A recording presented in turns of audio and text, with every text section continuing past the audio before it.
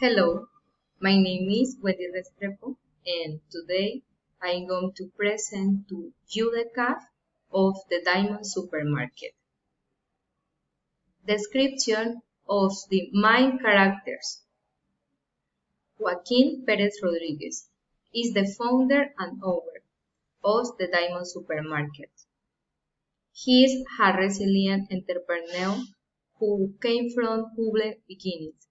Despite his success, he is showing signs of Alzheimer's, which could affect his decision-making abilities and overall management of the business.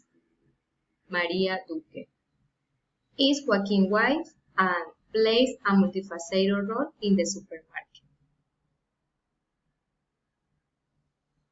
Pedro Pérez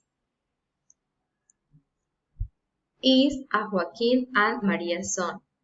He manages the supply chain and interacts with customers and suppliers. Ana Perez is Joaquin and Maria's daughter.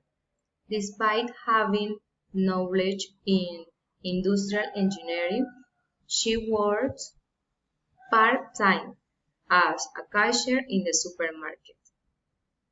Sofia Perez, another daughter of Joaquin and Maria, is studying agronomy with an emphasis of biotechnology.